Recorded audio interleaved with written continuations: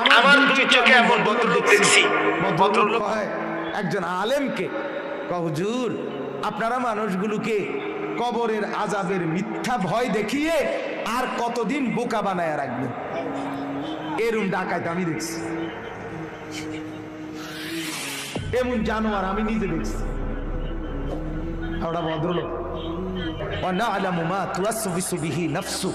বান্দা শোনো, তোমার অন্তরের ভিতরে, অন্তরের মনি কুঠুরিতে ভেতরে তুমি যে কল্পনা, কামনা, বাসনা, যে আকাঙ্ক্ষাগুলো তুমি লালন করো, আল্লাহ বলেন ওইগুলো পূর্ণ আমি জানি।